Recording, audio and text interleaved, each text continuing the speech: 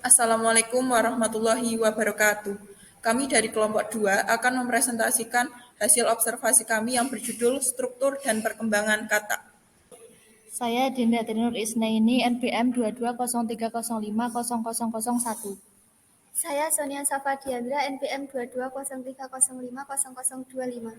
Saya Gita Cayaningrum, NPM 2203050035. Saya Enggaradi Permana, NPM 2203050043. Saya Nisa Trinugraini, 2203050046.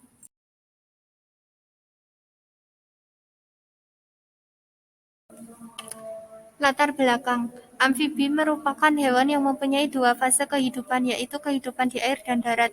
Pada kedua fase menunjukkan sifat antara ikan dan reptil. Hal ini membuktikan bahwa amfibi merupakan suatu kelompok chordata yang pertama kali keluar dari kehidupan air. Pola perubahan kehidupan di air dan darat pada amfibi ditunjukkan oleh adanya kaki, paru-paru. Nostril merupakan alat yang berfungsi baik di darat maupun di air. Contoh kelas amfibia yang mudah dijumpai di Indonesia adalah ordo Anura, diantaranya adalah katak dan kodok.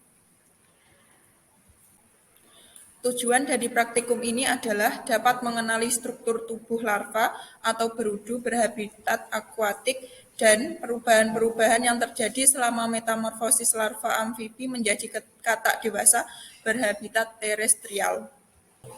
Alat yang digunakan 1 baskom, 2 botol kaca, 3 sendok plastik, 4 mangkuk plastik, 5 saringan kecil, 6 mm blok.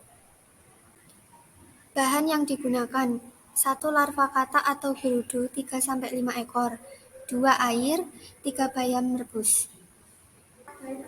Kesimpulan, dari hasil percobaan terlihat bahwa berudu yang diletakkan di wadah selama 2 minggu mengalami perkembangan, yaitu tumbuh ekor, lalu tumbuh kaki. Setelah tumbuh kaki, maka katak akan membesar, lalu ekor tersebut akan menghilang secara perlahan.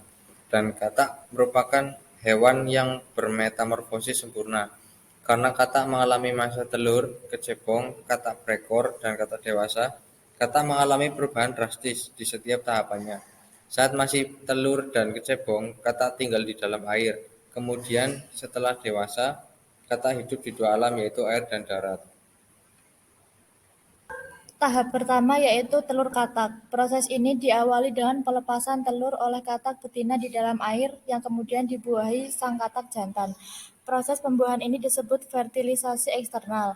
Pembuahan ini sangat rentan terjadi kegagalan akibat predator berupa ikan, arus air yang kuat, dan gangguan lainnya. Telur katak hidup berkelompok karena memiliki semacam lendir lengket, berfungsi melindungi sel telur. Telur katak akan menetas dan menjadi larva setelah berusia 21 hari. Pada tahap kedua ada kecebong. Pada tahap ini kecebong atau berudu katak memakan sisa makanan dari cangkangnya, hingga fungsi tubuhnya berkembang dan memungkinkan mencari makan sendiri. Kecebong mengalami pembentukan organ insang, ekor, dan mulut sampai tubuhnya terbentuk sempurna. Pada usia 1 minggu, organ tubuh kecebong telah terbentuk sempurna dan siap mencari makanan sendiri. Pada tahap ketiga yaitu katak muda atau katak berekor. Metamorfosis katak berlanjut hingga akhirnya memasuki tahapan katak muda di minggu ke-12. Pada tahap ini kecebong mengalami perubahan bentuk menjadi katak berekor. Perubahan itu diantaranya insang menghilang, ekor memendek, mulut melebar, dan paru-paru mulai berfungsi. Katak muda sudah dapat beraktivitas di daratan dan mulai meninggalkan perairan. Sistem pencernaan katak pun akan diadaptasikan menjadi karnivora, sang pemakan serangga. Tahap ini hanya berlangsung selama 3 minggu hingga katak muda sempurna menjadi katak dewasa. Pada tahap keempat yaitu katak dewasa. Katak muda bermetamorfosis menjadi katak dewasa di minggu ke-16. Pada tahapan ini, tubuh katak sudah terbentuk sempurna. Katak sudah tidak mempunyai insang dan mulai bernafas menggunakan kulit dan paru-parunya.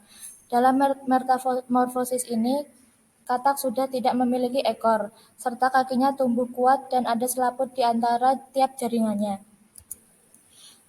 Katak dewasa tidak lagi hidup di air dan hanya menuju perairan saat musim kawin.